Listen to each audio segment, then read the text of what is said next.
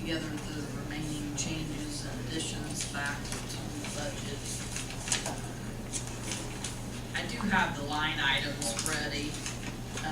It's my understanding that we will amend the ordinances. I'm new to the ordinance stuff, so I'm still learning that part of it, but I did talk to Devin, and she said that after we get the third reading passed, that we'll make sure that all the line items have been amended.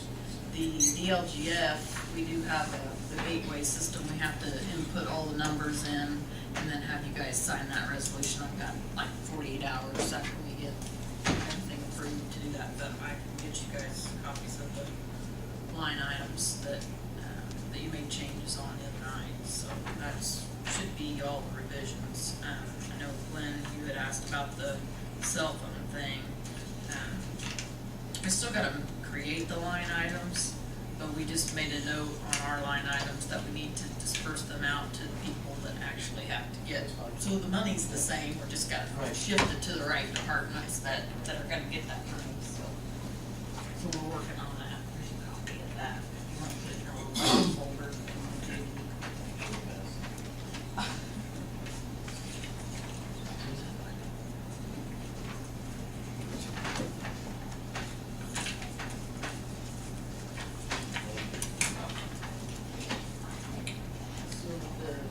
General fund is 549.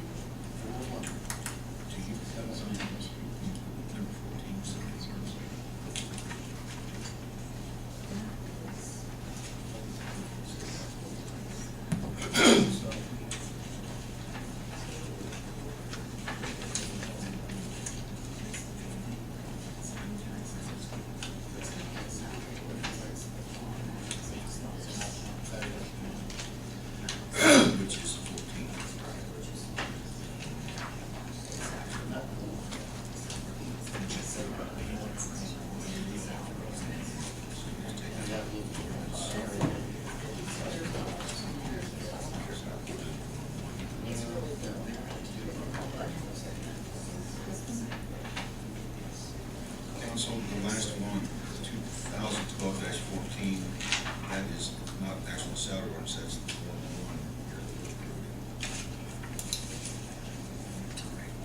1. 14 is Form 1? Yes. Yeah, that's the budget estimate. The other 10 is, 10 and 11 are the other salary ordinances. Or I mean, 9 and 10 are the other salaries for wastewater, water, and then Greensburg. This is the third reading of all, correct? That's correct. How do you want to do this? Are there any concerns with any of them before we start? And I'd entertain a motion for the third reading on ordinance 2012-9, 10, 11, and 14, which is the Form 1. So, second. For discussion, hearing none, all those in favor say aye. Aye. Opposed, same sign. Thank you. Gentlemen. Passes.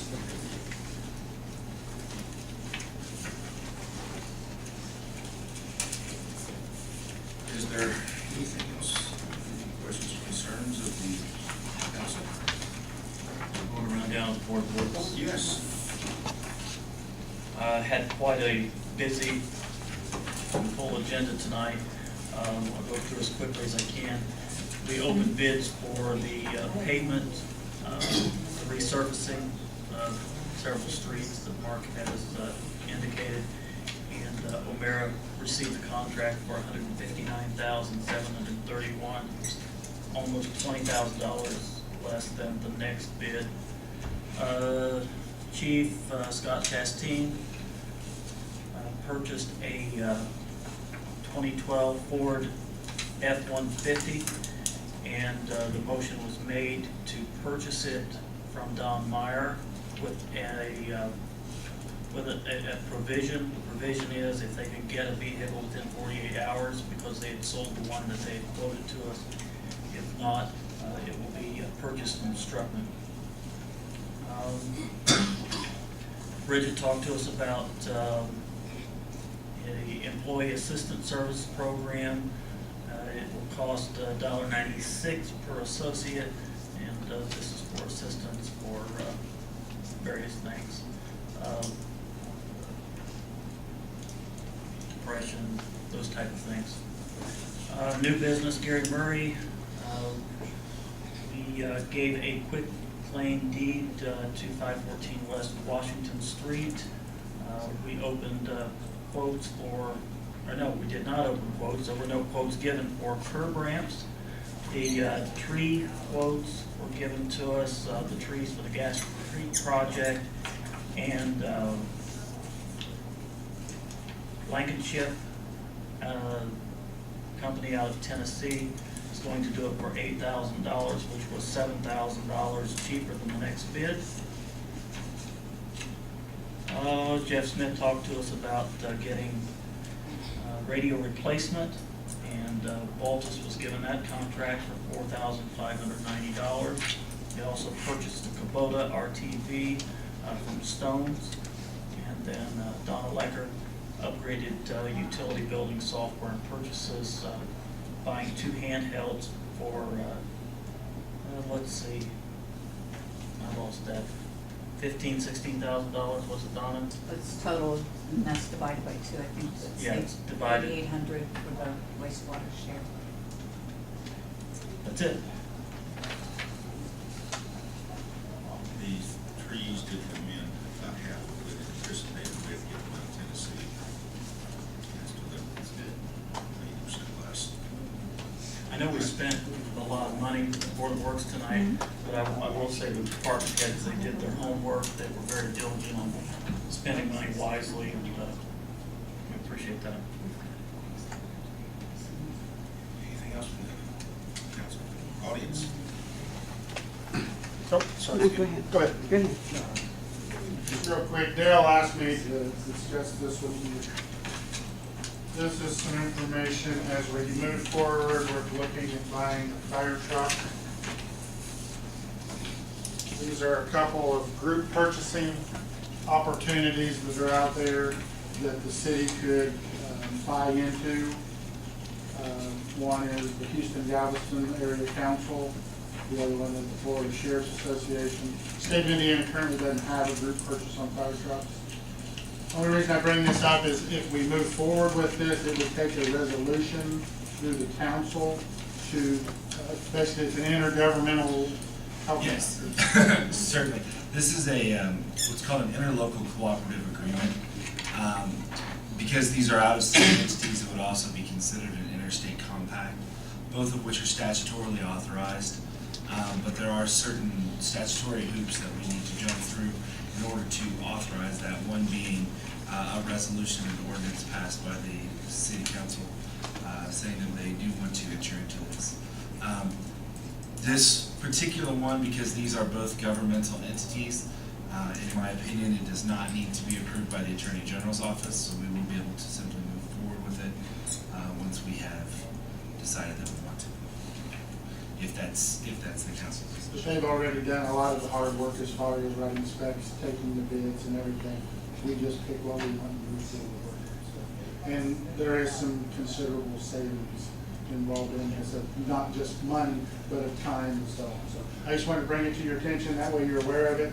If we do decide to approach this way, you know what we're talking about, and it's not a big surprise to you. So, thank you. Go ahead. It's no problem. I just have a simple request of the mayor and the council. I listened with interest the discussion on the alley earlier. This alley that I'm referring to is not closed, but it got striped right in the middle of the alley because a church owns a parking lot on both sides. And normally it probably wouldn't be a problem, but where I'm talking about is off of Broadway, and Central is one way, one direction. Hendricks is one way, the other direction. So anybody that wants to go, say, north on Broadway, they cut through our alley and then cut through this alley back to Broadway. Well, now when you cut through the alley, you have to go around parking spaces. I do this frequently, and on a Saturday afternoon there were cars parked in those spaces, and a child ran out between them. Now, you come down straight and then you go out around like this and then you come back in. This is just not safe. This really needs to be revisited for the safety of everyone. Gary, you're familiar with this situation, right? Mm-hmm. And I talked to Scott about it as well. What do you think the situation, problem here lies? It's the same situation that I drive an alley that was done exactly the same way on a daily basis. If you note when you go down North Franklin Street, they shifted the alley at First Federal to accommodate them.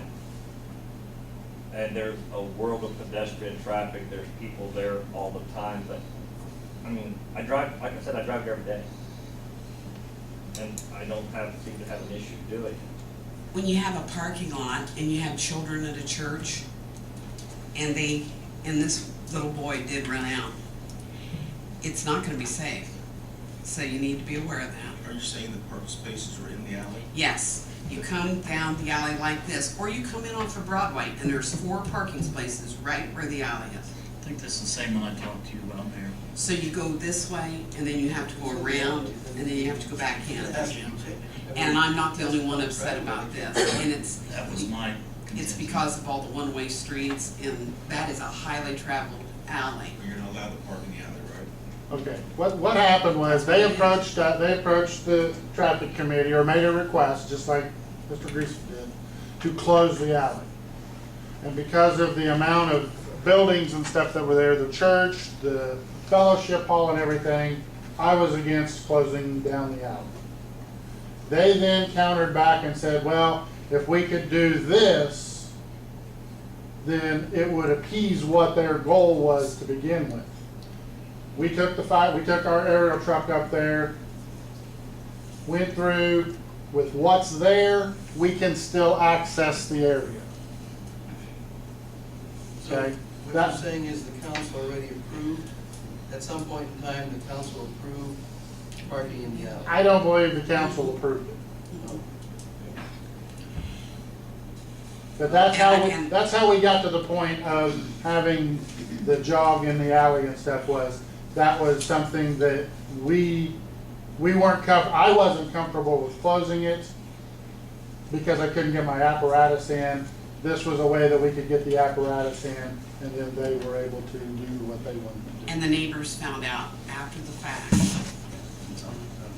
And, really, I think they ought to be, check with them, because there's several upset, it's not just me. The alley right there beside Craigslist's house you're talking about. Yes. Mhm. It needs to be remarked, I guess. Well, it's not just for our safety, but for the safety of those people in that church, because something will happen if it's not corrected. I mean, I just am sure it will. It's highly used. Can we find out before next month's meeting, maybe what the status of that was, if it was ever approved by the council, or if It was still not just approved went by from a the recommendation to traffic committee through up? He's saying it was not. It was not brought to the council because we decided that it wasn't even gonna be closed. That we weren't comfortable. Okay. We looked at just offsetting it and not bringing it for a closure. It was denied early on that it was not going to be closed, especially with the utilities and the overhead electric and everything in the alley. I would kind of make a suggestion that y'all look at it, and especially go over there when church is in session. Thank you. Thank you, Gene. What we did look at was what occurred on the other location. I don't know if you're familiar with it. Go to where the First Federal on the north side. That alley was shifted the same way. That was not done by any type of council action, that was simply done. And they're exactly the same thing in principle, they've just shifted, the alley has shifted over. You drive through the parking lot, technically at First Federal, and then you jog back over and then go straight on through. And I would argue there's probably a lot more vehicles throughout the course of a week in that bank parking lot because your time frame you spend there is every day. Whereas the church is usually only on Sunday morning. No, it's several times during the week. That's a very active church. but like the bank is open, 6 days, 5.5 days. Anything else? Entertain a motion to adjourn. So moved.